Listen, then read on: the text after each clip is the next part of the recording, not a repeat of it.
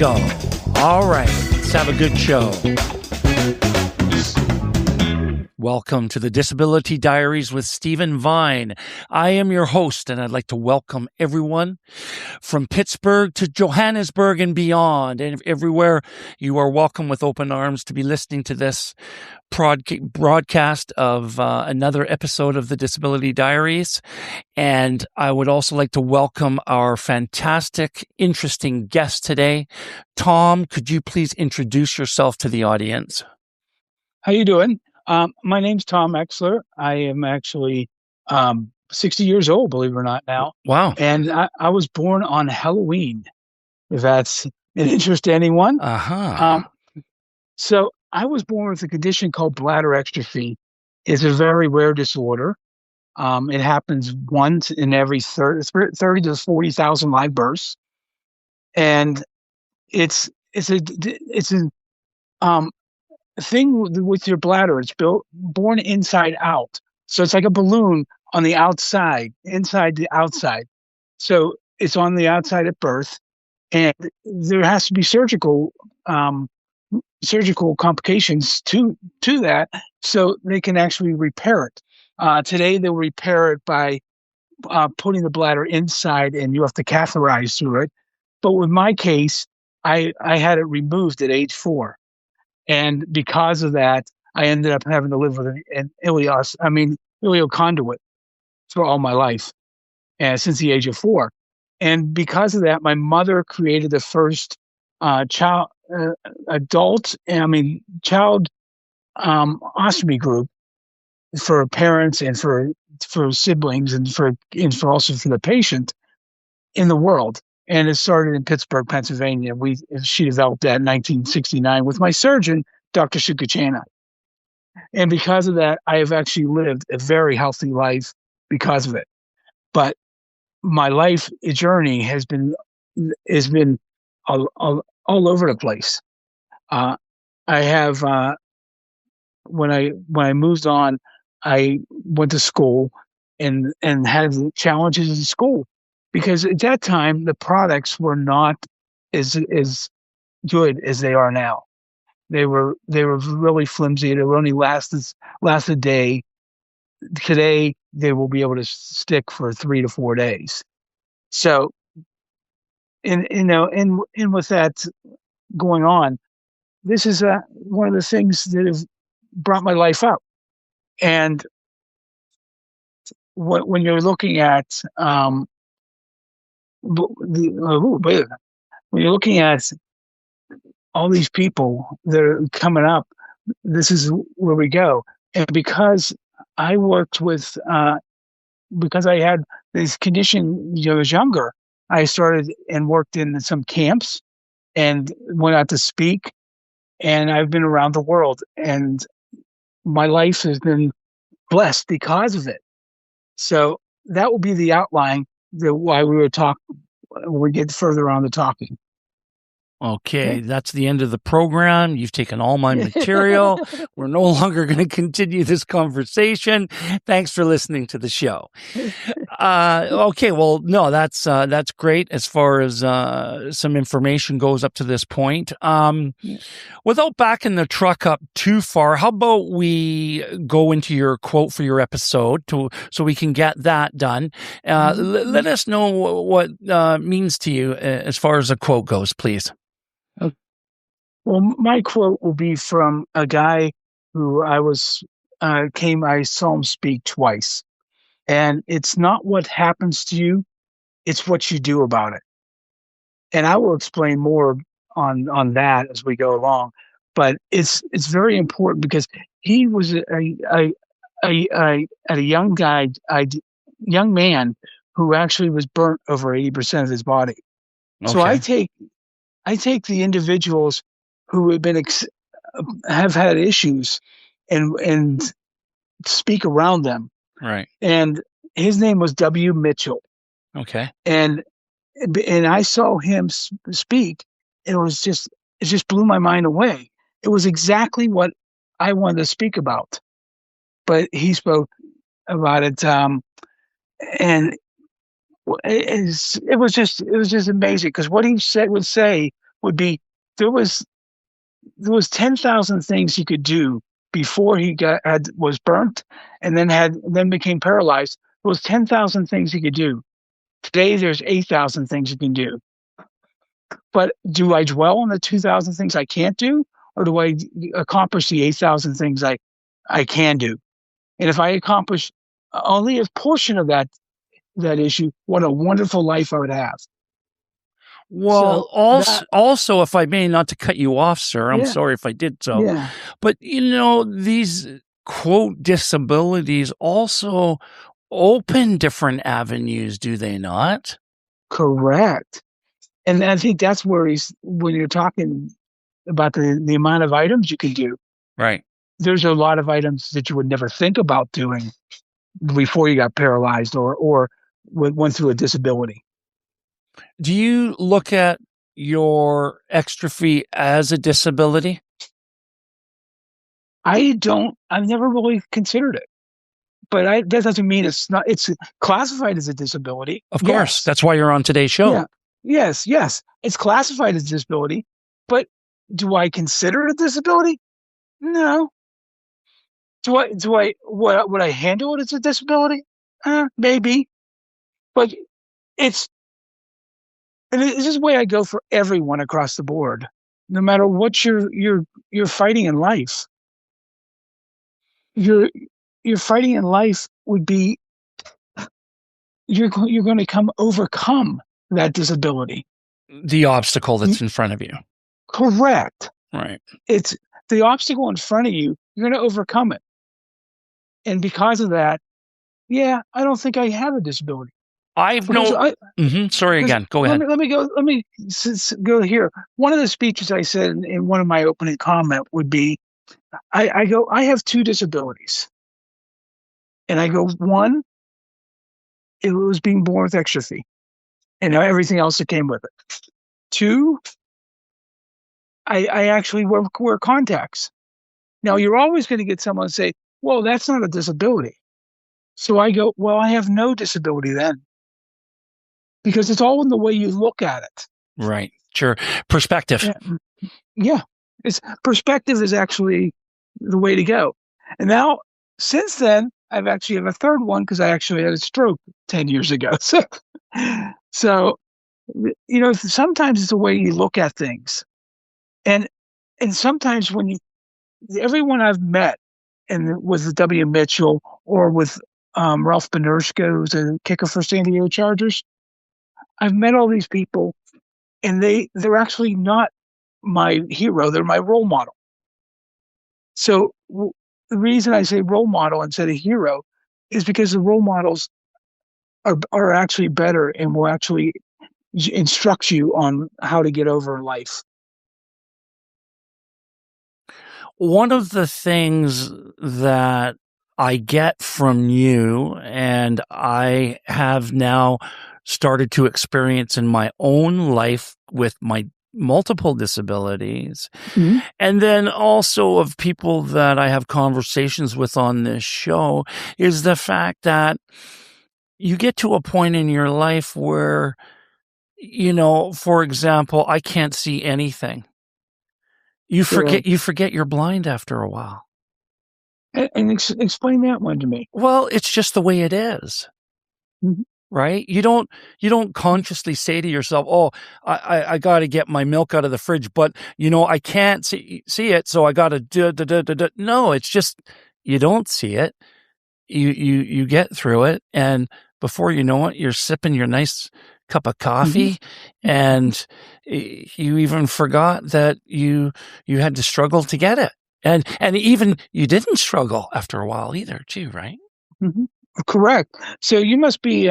So you've overcome that obstacle. I would say so, but I don't know if I'd be that confident to term it that way, but I'm trying to have the listener realize, especially if they're newly disabled, after a while, it is what it is. And that's the whole thing. You don't want to say why. You don't want the newly disabled or newly ostomy or whatever you're talking about. But that's really hard when it first happens. And I'm not one who's going to be argue with you on that. It's very hard to have this happen. And with you're talking about ostomies or talking about disabilities or physical disabilities, every single movement that you have, that it will break down and ugly patient and have to In due accomplish. course. Right. However, when you're a couple years in, you can learn from the mistakes that you made to be able to overcome that obstacle. And you want to make those mistakes. Why do I say that? Because that's how you learn. Correct. And the more you can learn with your disability, the more you're going to, or the faster you're going to get to that day where you say, oh yeah, I can't see. Oh yeah, my leg is gone. Oh yeah, I do have an ostomy, and I forgot about it until I had to use the loo. Yeah. You know? And I think that actually is the way it works. But it's all in a mindset. You have to have the mindset. You have to do this to accomplish this step, to go that step, and move forward. We're in talking to Thomas Exler, who is in Pittsburgh, Pennsylvania, about 5,000 miles east, 3 time zones away from Port Moody, British Columbia, where I am in my home studio. If you hear the occasional beeping, that's just other guests trying to book their slot on the show. So there's nothing I can really do about that. And I'm joking.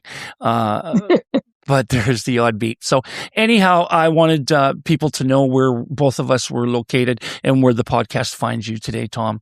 And so what age did you realize? Okay, so at 4, you then got a, quote, ostomy for your bladder, not for feces, but for urine. Correct. I was only needed one for the bladder. The bladder was actually removed at age 4. Right. It's something they don't do anymore. Oh, why do they not do that anymore? Because they'll use a tissue to make a pouch, make it either internal to a Mitrophanoff to where you have to catheterize, or just basically it's an internal reservoir. Which you want to make it out of bladder tissue anyways, because when you do it out of intestines, that gets reabsorbed, and you don't want to do that. But for most people, that's the only way they can do it. So there's a lot of bacteria involved. Is that no? There's not. No. I wouldn't worry about the bacteria. It's about the reabsorption. Okay. Is what I'm referring to. Because really, what's your colon used for? Reabsorbing water. Right. Yeah. Okay. So that's what it actually does. However, because of it, I had a good friend who would get drunk on one glass of wine. So it's because she would go, it would be reabsorbed and reabsorbed. So yeah, the alcohol just went through her system. Yeah, she was a great date, a very inexpensive date, right? Yeah, right. So if you and I went to the pool to go swimming, would anyone see anything on you? No. So no one would be able to tell that you've got this device inside your body that is... Well, no, it's external. It's external. It is external. Yeah, it's external. It's a pouch. It's a urostomy pouch. So it's just like what I got. Yeah. It just produces urine instead of feces. Feces, right? Yeah. And you empty it the same way I do, just manually. You go into the bathroom and. Exactly. And because of that, the only thing you would see on me is because I don't have a belly button. Okay. Because my belly button was actually was in the mass that was on the outside, which was really the bladder. But the umbilicus would go through that mass, and that's how it connected. So the belly button is not there. Same thing for me too. Yeah. I've just got lines going up and down from the top of my chest to my public area, and that's because of obvious reasons. And then the belly button was no longer part of the mapping, if you know what I mean. Correct. And some people can lose it because of surgery, but this was not a common. Most Exstrophy patients don't have it. However, they can have it artificially put in. Do you you obviously know when it's full because it's full. Oh, correct. Right. When it's full, it's full. It's got, let me go. Yeah. So does this cause any interference with any of your regular life or any of your intimate life? Or is there some obstacles with that? I think the obstacles are just your obstacles you're doing. Yeah. I will tell you, when I was playing a goalie when I was 16 years old. For what sport? It was hockey. It was deck hockey. Okay. So, and I took a slap shot right into the pouch. Right. Shattered that bag all the way around. Is that right? Oh wow! Pee everywhere. Yeah, but I mean that's the only issue I've had with all the sports I've played, and that was just a perfect shot.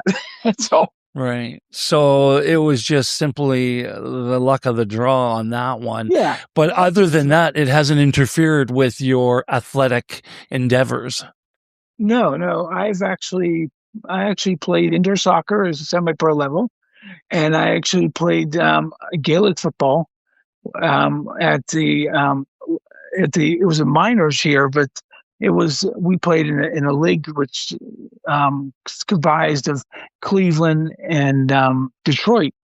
So, and then we play the division there, and then we move up if we win that division. Now, when you say Gaelic football, Irish football, is that closer to American football or what we would term soccer football that the Europeans call? Yeah, it would be somewhere between. It's between each? Somewhere, yeah, like between that and rugby. Okay. It's you can actually play it off your feet. And I was a goalie in the minors. It was called, in the senior level would be professional level actually. So, but we played in the junior level, which is the minors, and junior level and then minors underneath it. Interesting. But that was a very interesting sport. I said, hey, I like it. I want to go play it. Yeah, of course. So it didn't stop you, right? Yeah. Yeah, so it hasn't really stopped me, and I play, baseball and what else did I play? Hockey and went from there. I see. But that never stopped me growing up. Right. And if you're looking at other obstacles, that's some of the obstacles it would be. You brought up your mother earlier. Your mother was in the medical community as well, correct? Yeah, my mother was a nurse. She worked for years. She started out in obstetrics and then ended up in geriatrics, which is of old people, study of old people. What was the first one? What's that? It was obstetrics. She was delivering babies. Oh, like pediatrician. Yeah. Okay. Well, no. Yeah, she worked at a pediatrician office also. I see. Yeah. So was your mother an influence in this bladder at all? Like, did she help hold your hand to get through it and maybe give you smart advice, blah, blah, blah? Well, smart advice she knew. Right. Because it was one of the speeches I actually gave to nurses, OR nurses here in Pittsburgh. And a woman came up to me before I spoke, goes, "Are you Mary Exler's son?" I go, "Yeah." Sat back down. And then after I did my speech, she came up to me and goes, "The day you were born, the day I was born, I Halloween, remember." 1965. Yeah, exactly. Because the day I was born, they were looking up in medical textbooks, see what I had. And I heard this story and I'm like, "How would you know this?" And she goes, "I was there." Yeah, she saw you firsthand. Yeah. And this is when I was 48, 49 years old. Yeah. It wasn't very close. Right. So it was just a very impressive story. Did your mother explain at all when years went by of what her reaction was when the individuals at present of birth saw you for the first time? Was the room quiet? Like, Yeah, I was. You know I what I was mean? born. Yeah, I was born in a small hospital. It's called Pittsburgh Hospital at the time, Right. but it's a small hospital, and I would probably think this was probably one or two patients in all the history of the hospital that was born with exstrophy. But they all looked at it going, they didn't know what it was. That's what I mean by the question. Yeah. And like I said, they just looked up in medical textbook. Today, you could look it up on the internet real quick. Yeah, boom, we know what it is. Got it. Yeah, but not at that time. I see. And it was very difficult with all the nurses. However, my mother actually, when I was at age 5, went on TV, and she told my whole story. So I see. It's because that it's because that I learned from my mother, because we ran this organization, and I knew I was already out there. I knew myself, and we knew the kids. Well, first of all, the organization she ran had kids of all certain disorders. They were spina bifida. They were Hirschsprungs. They were Crohn's. They were ulcerative colitis. They had multiple birth defects. However, there was no one there with exstrophy. Okay. And except for you. Yeah, except for me. And I really didn't even know, other than I believe it or not, I had a second cousin who was born with exstrophy, and we were born 2 weeks apart. And it turned out to be not genetic. However, I have a guy in Germany who actually listed our family, and he did the whole genetic studies, and he says we're one of 8 families in the world that has another relatives in there. Yeah, but the real killer to all this is that, what was his name? What was his name? Yeah, your cousin's. Oh, my cousin his first name was Tom. That's what I mean. I'd already heard the story before we started recording here. And when I heard that his name was Tom, I was like, oh my goodness, you're kidding me. Yeah. Yeah, he was Tom too. And that's and I have pictures of us in the hospital together. Were you guys tight? No. Oh, really? I'm surprised to hear that. No. His family rejected any interest on being involved. And I've met him a couple of years later. Last time I probably saw him when I was about 25, 26. And it's, we talked a few things going on, but it's just his parents didn't want him to be involved in anything. So it's because of that I took the other option, and I've been involved with everything for 50 years. So Tom had different approaches. Yes. You have done a lot of podcasting. and almost as much as I have as a host. No, not quite as much, but you know what I mean. Yeah. And what's your life like, Tom, doing all this? Like you must be not only busy, but not only interesting, but stimulated. Yeah, I do like going out there and speaking to people, and it's it's very hard when you're at like the beginning, you're talking about your life story. Okay. It's it's but however, your life story will be very rewarding for someone else to hear, Right.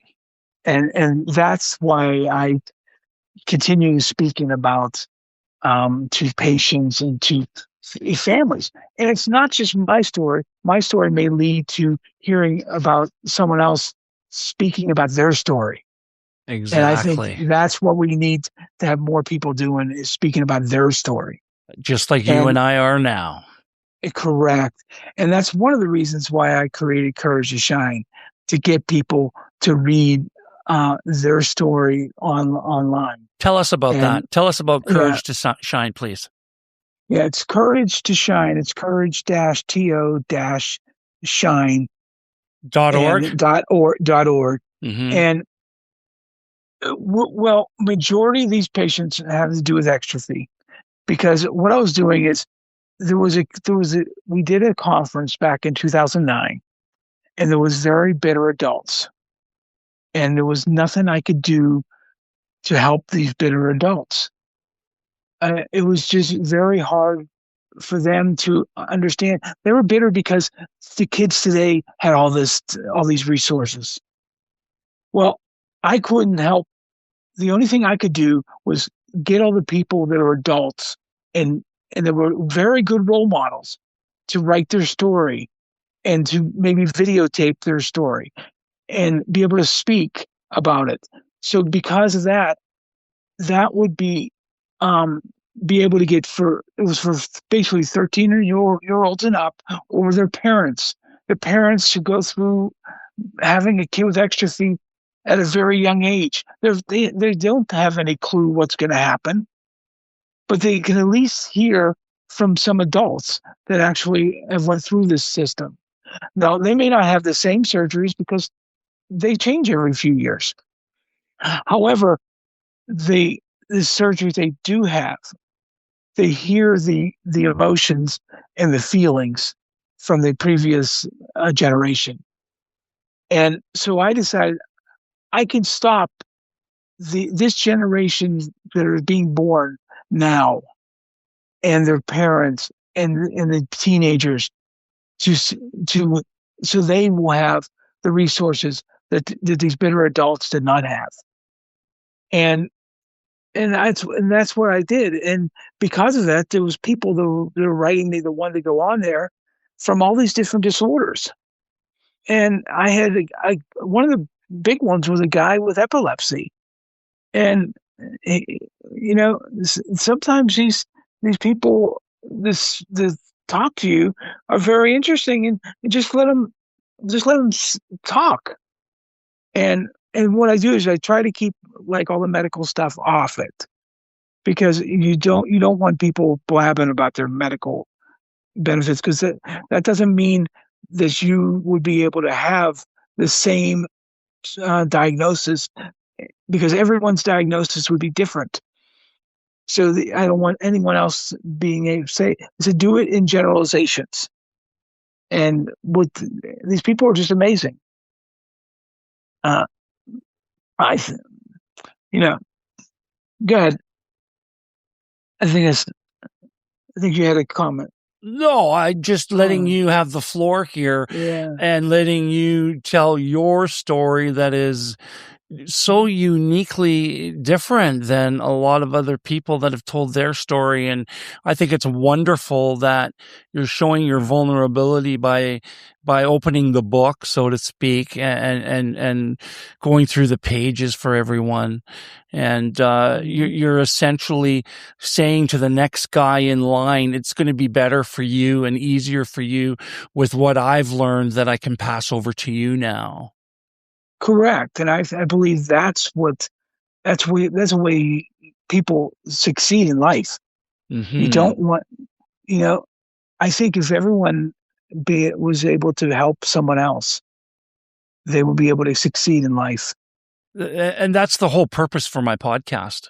Yeah. My podcast is about eclectic disabilities so that anyone out there that's struggling, I would love to have someone with bladder exstrophy listening to today's episode and hearing, the words of wisdom that you have and that every guest has when they tell their story of whatever particular obstacles they're trying to overcome or make their life into a striving and thriving situation, and saying, they can do it too.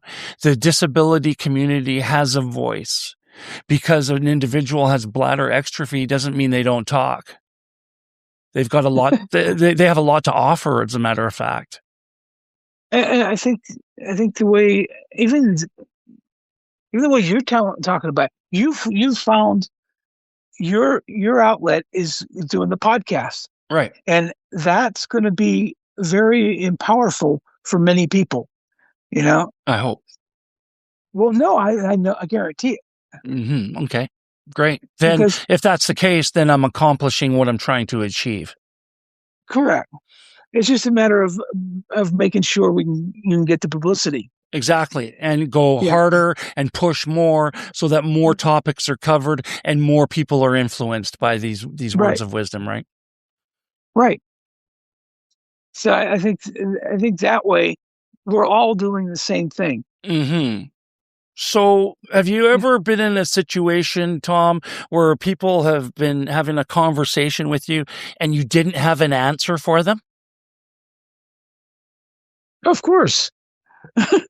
I don't know if, all the answers, I don't have all the answers. I see. I thought maybe you did because of your dogged determination to discuss every area of this, Yeah, well, you're talking about just exstrophy in general. Exstrophy.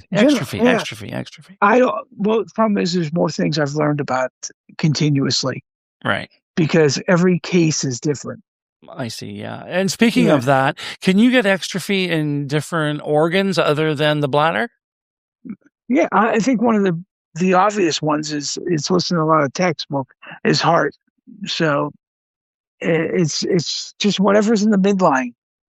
You can get it in the midline, and exstrophy could be the normal bladder exstrophy is that the bladder exstrophy epispadias disorder does involve outside of bladder will involve the small intestine, large intestines, female organs, and that itself is very damaging because if they don't do the surgeries in a day or so, about 3 days, because you could dry out because of the intestines being on the outside of birth. And dry out. I mean, what I mean by the intestines being on the outside, they have to cover them with some dressing, until they can put it inside, right? Because really they just don't want to be on the outside. However, they may not be connected right, so they might need to get a colostomy as soon after birth. I see. Yeah, and that's one of the issues that you're with the exstrophy itself. It could be multiple exstrophy, and what comes with it also could be spina bifida. In certain cases, spina bifida also comes involved. Explain what that is, please. It's just opening the spine in the back. Okay. It usually becomes, there's a wide range of spina bifida, so I don't want to be quoted on that, but you could have problems with walking. The nerve endings don't reach here, so they could be paralyzed. They could be, might need braces. They could be a whole bunch of things, and in some cases they could have tether cord. So your whole spinal area is affected because that's all your nervous system there. Right. Do you So do you have a very strong relationship with your urologist, or is there another doctor that you deal with regarding this? Like if you have any sort of problems or anything that needs to be addressed? usually it's your urologist. The problem is right now my urologist.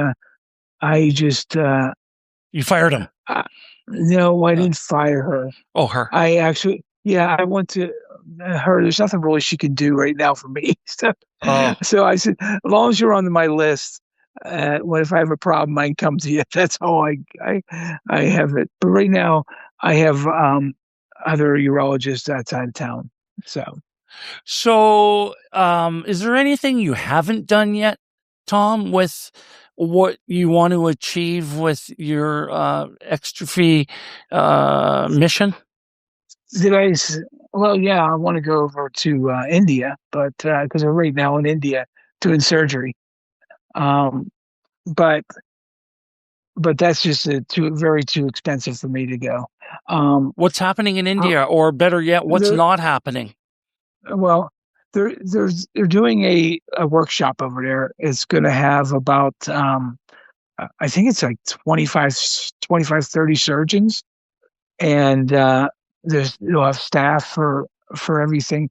They'll end up doing over 100 surgeries on kids in India in a week, Wow. and because of that, that will take them in the U.S. Uh, probably different like 20 sites all year. So, but they can do them over there real quick because there's the mass the mass amount of people. Yeah, a lot of volume. And oh yeah, the volume is just huge, and they save them all for the 1 week to bring the surgeons from around the world, and they are, and I've met most of these surgeons, and they just impress me going over all over the place. And I'll tell you, one thing is Pamela Ortigas, who is the president of the organization in the Association of Bladder Exstrophy Children. And you're the vice She, president, correct? yeah, right, right, and she goes over there with a mission every year, and then they do a second mission to Uganda, and they're very successful there also, and that's why I said. Now, of anything I haven't done, that would probably be the one thing I haven't done. Okay. I have done. I'm just kind of impressed with things have, and when I look back on my life, how much has been accomplished. Has a lot changed from the beginning to where you are now as far as in the field of extrophy? Well, in the fields of extrophy, there was an extrophy field around when I was younger. There wasn't. No, Oh, wow. yeah, there wasn't even urologists. Pediatric urologists really didn't exist. Okay.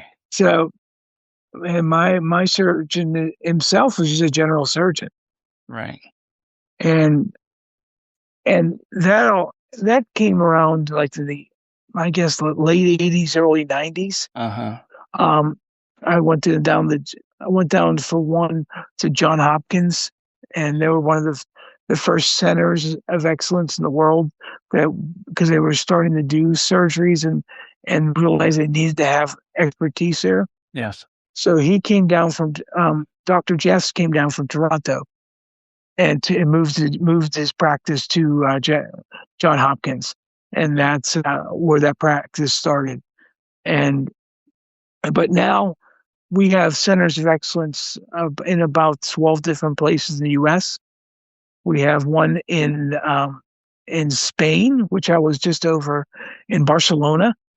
It's the hospital right there. It's a urology hospital. Mm-hmm. It's part of the San Paulo Hospital. Okay. It's in Barcelona, right down from the cathedral. Right. You can see it. Okay. It's a gorgeous place. Uh-huh.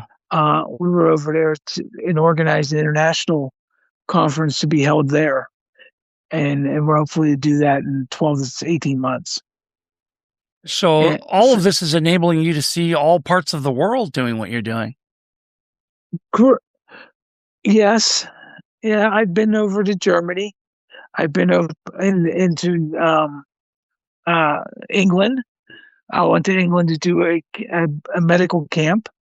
I've been all over the U.S. and Canada. I've been to Australia. I spoke in Australia in 2010. Mm-hmm. Um, I, uh, I've spoken online to a group in Russia. Wow. Uh, one in online to a group in Brazil. So I've been very very lucky in my life. I've actually got to see how this is how I got to meet people from all over the world. Good for you. And the people all over the world, you talk to them, they they they they they're just like everyone else. Yes. They're I just in know a different location. they're just in a different location. Mm. I mean, there are issues, and I'm saying with ostomies because some of the place was ostomy related.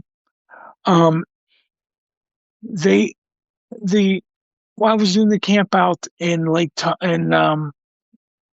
uh in England, and there was a girl who came up to us, and she goes, I haven't met anyone that has Petrofanov.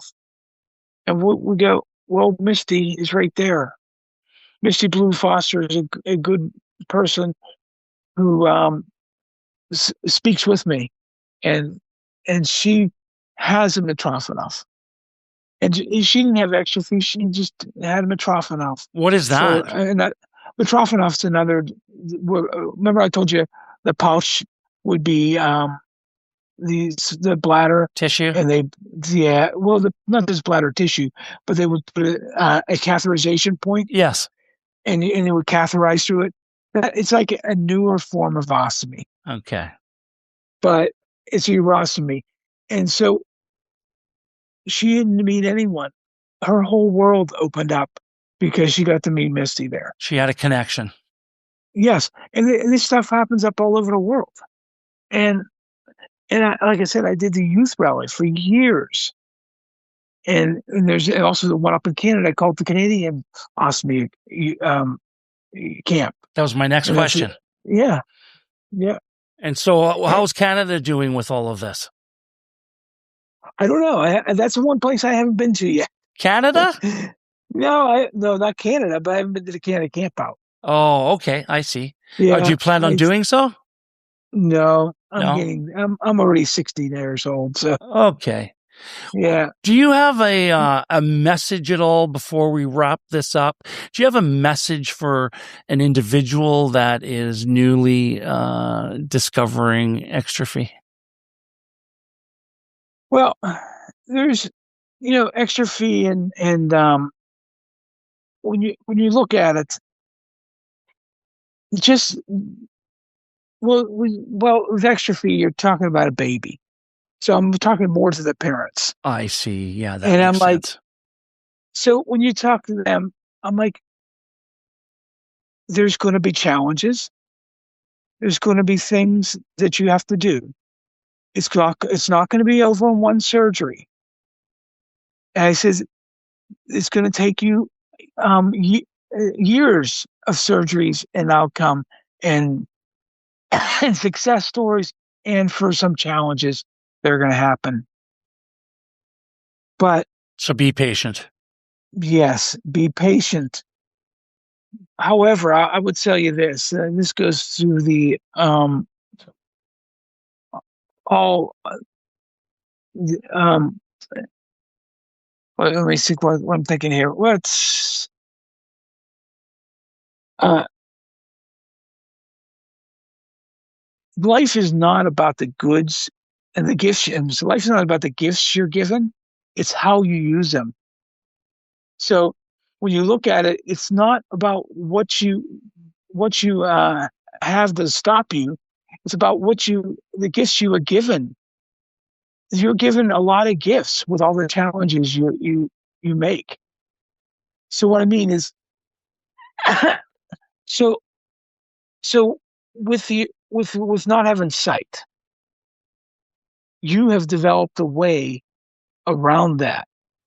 So you're given the gift of not being able to see, so you can actually um so you can actually so you give it back to them.